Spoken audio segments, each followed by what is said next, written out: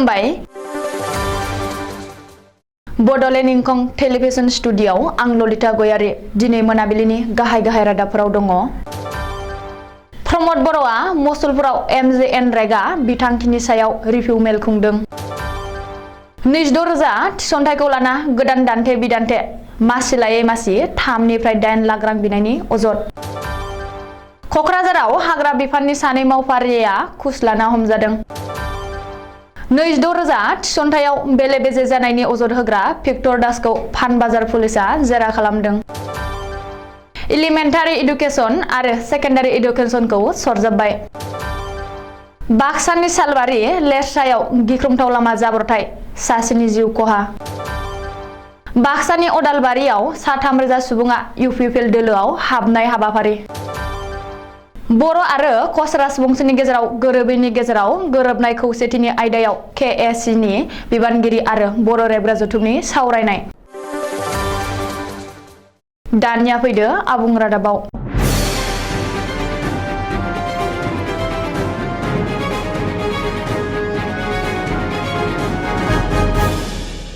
बाक्सा जिल्लानि सदल मुसलपुराव दिनै BTRनि गाहाय प्रमद बर'आ रिभिउ मेल खुंदों। प्रमद बर'आ गावनि अफिसियेल फेसबुक पेजआव फोसावनाय बादिब्ला बाक्सा जिल्ला बेंगिरि मावख'नि सावराय नब्लाङाव दिनै बाक्सा जिल्लानि BDO, PDO, BPM आरो DPM मोनजों BTRनि माखासे जौगाखांआरि हाबाफारिनि सायाव नायबिजिरनाय आरो फोरोंथाय होनाय एबा वार्कशप हाबाफारि लायो। मिथिनो हानाय बादिब्ला आसामनि पन्चायत आरो गामि जौगाखां बिफाननि बिबानगिरि बिक्रम खैरी IASनि दैदेननायाव MJNरेगा बिथांखिनि हाबाफारिफोरनि जौगाथायनि बागैबो अनलाइननि गेजेरजों फोरमायथिनाय हाबाफारिबो लायो। मुसलपुराव खुंनाय दिनैनि बे रिभिउ मेलाव BTRनि गाहाय प्रमद बर'जों लोगोसे BTCLAनि बुंथिगिरि काथिराम बर', मावफुं सोद्रोमा फारियै राकेश ब्रह्म, धर्म नारायण दास, उइलसन हासदा, खोनसेम दास आरो MCLAफोर हेमन्त कुमार राभा, बिजित गोरा नार्जारी, BTRनि प्रिन्सिपाल सेक्रेटारि अनुराग गोयल, BTRनि पन्चायत आरो गामि जौगाखां बिफाननि मावफुंगिरिफोर आरो बाक्सा जिल्ला बेंगिरि मासान्दा फेरथिनजों लोगोसे बाक्सा जिल्लानि गुबुन गुबुन बिफाननि मावख'गिरिफ्रा बाहागो लादोंमोन। मिथिनो हानाय बायदिब्ला बे रिभिउ मेलाव धोन सोरजिनाय, आबाद फामु सोरजिनाय, आय सोरजिनाय, खामानि दिहुननाय, फसल दिहुनथाय बारायनाय, मुवा दिहुननाय हाबाफारि, सावस्रि हाबाफारि, सुजाबनाय हाबाफारि बायदिफोरनि सायाव सावरायलायनाय जायो।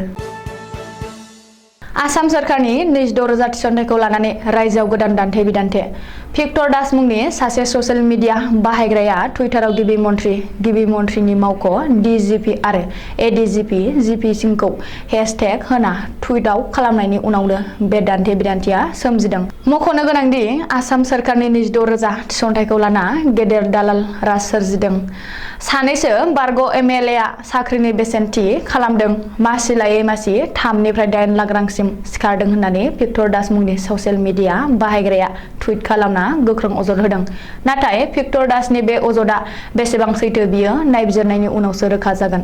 बेखौबो मख'नो नांगोन दि भिक्टर दासनि बे टुइटारखौ ADGP GP सिंआ रिएक्सन होबाय आरो बेबादि आयेन बेरेखा खामानियाव लोब्बा थानाय सुबुंनि फोरमानफोरखौ हरनो थाखाय खावलायदों।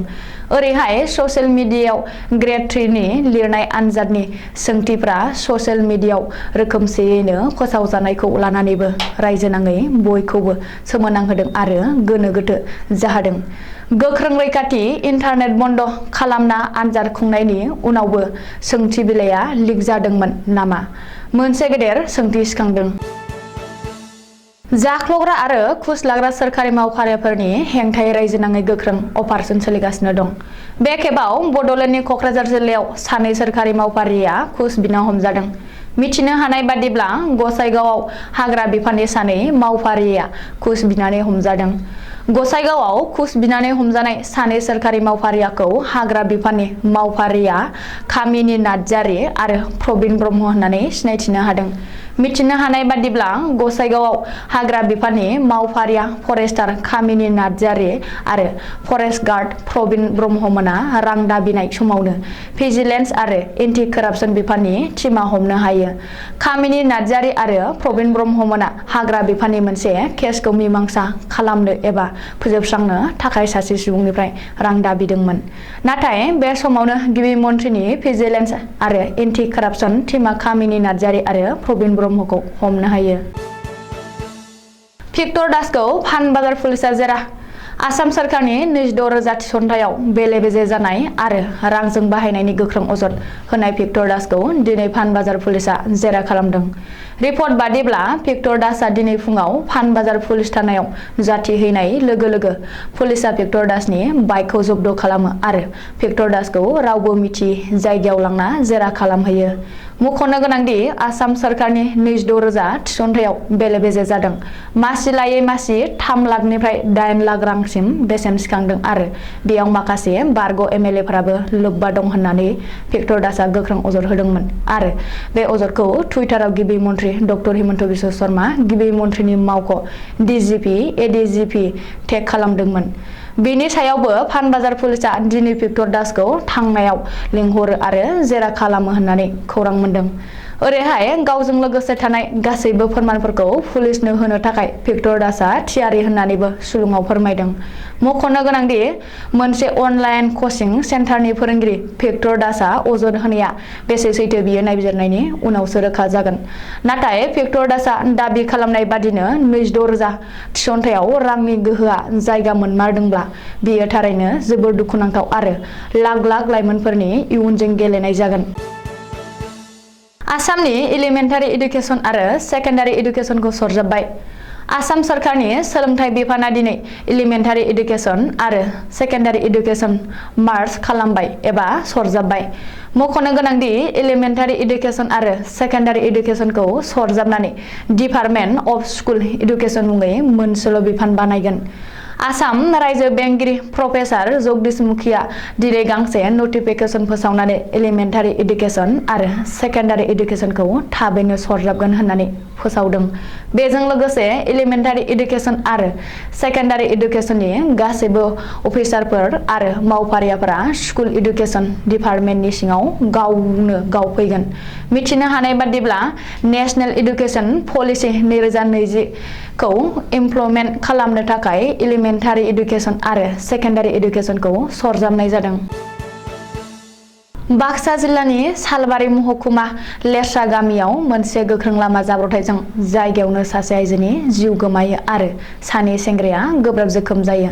लेरसानिफ्राय बरथानि थांनाय लामायाव बे गिख्रं जाथाया जादों। AS 287945 नम्बरनि ग्लेमार बाइक आरो AS 288849 नम्बरनि पालसार बाइकनि गेजेराव मोखांजों मोखां सौग्रावलायदों। ग्लेमार बाइकआव उत्तर बरथारिनि बिमा आरो फिसाज्ला नन्देस्वर दास आरो हरिजित दास दङमोन आरो पालसार बाइकआव दङमोन कलियाहागुरिनि गामिनि बिरदाव सरगयारि। बे सौग्रावलायनायाव नन्देस्वर दास जायगायावनो जिउ गोमायो आरो लोगोसे गोब्राब जोखोम जायो नन्देस्वरीनि फिसाज्ला हरिजित दासआ। अदेबानि बिरदाव सरगयारियाबो गोब्राब जोखोम जादों।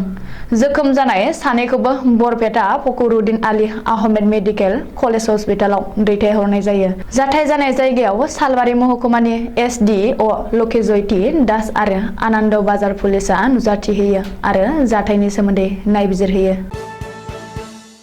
बाक्सा जिल्लानि अदालबारियाव दिनै 3 सुबुंफ्रा UPPL दोलोनि आदर्श आरो खामानि मावनायखौ मोजां मोननानै मोनसे मेल हाबाफारिनि गेजेरजों जयेन जाफैयो।